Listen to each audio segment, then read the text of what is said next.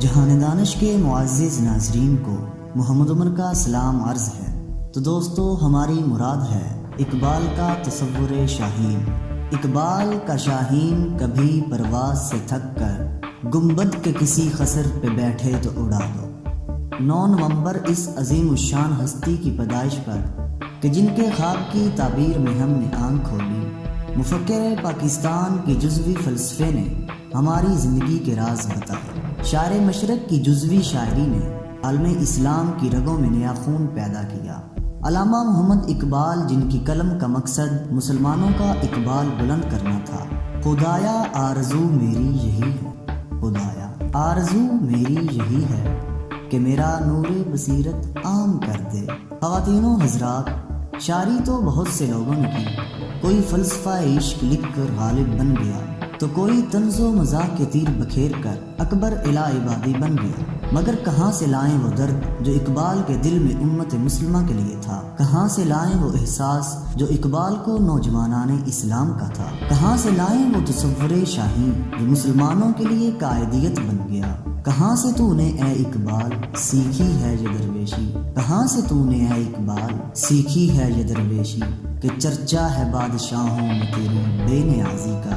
معزز خواتین و حضرات، شاہین کیا ہے؟ آپ کی اور میری نظر میں صرف ایک پرندہ، لیکن اقبال تو شاہین کے پرندوں کا درویش ہے۔ اقبال کے شاہین کا جہاں ہی اور ہے، اور وہ عام پرندوں کی طرح باغوں کی سیر میں دل نہیں لگاتا، بلکہ وہ تو پہاڑوں کی چٹانوں پر بسیرا کرتا ہے۔ شاہین تو خدا کی وہ تخلیق ہے جو تنہائی میں زندگی بسر کرتا ہے۔ ناظرین، شاہین ہی کیوں شاہین ہی اقبال کی شاعری کا مرکز و محور رہا؟ کیوں شاہین ہی اقبال کے مرد مومن کے لیے علامت بنا؟ وہ اس لیے کہ شاہین ایک پرندہ نہیں بلکہ شخصیت ہے۔ شاہین میں ایسی خصوصیات ہیں جو اسے خود مختار اور بے باک بنا دیتی ہیں۔ پہلی خاصیت تو یہ کہ شاہین بلند پرواز کا مالک ہے۔ وہ بلند پرواز جس سے زمانہ جلتا ہے، وہ بلند پرواز جس سے وہ کبھی نہیں تھکتا۔ وہ اونچی اڑان سے آسمان کی تہوں کو چیرتی ہوئی اسے بلندیوں کا سفر طے کرواتی ہے۔ وہ بلند پرواز جو اسے کرگس سے جدا کرتی ہے۔ تو شاہی ہے،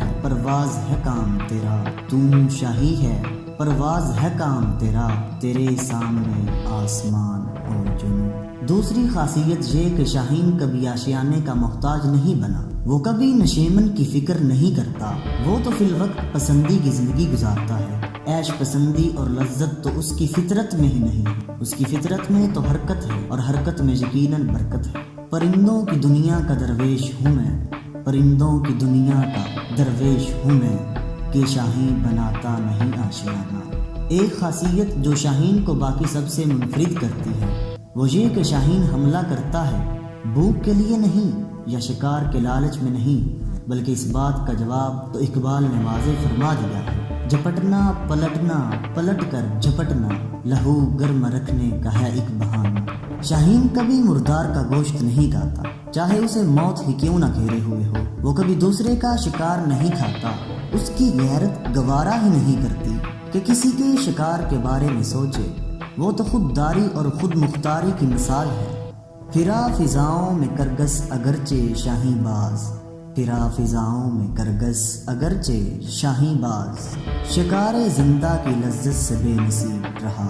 خواتین و حضرات، دراصل آج کا شاہین اقبال کے شاہین کا عکس تو کیا، اس کا سایہ بھی نہیں رہا۔ آج کا شاہین تو کرگس کا روپ دھار چکا ہے۔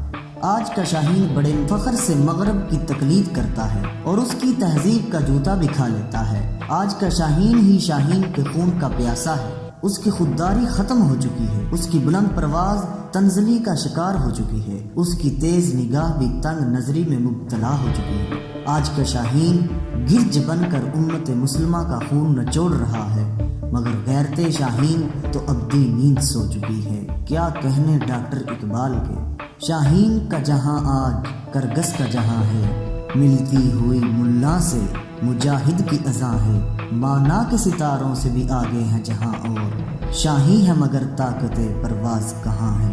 تو دوستو، آج وقت کم ضرور ہے لیکن ابھی خرچ نہیں ہوا۔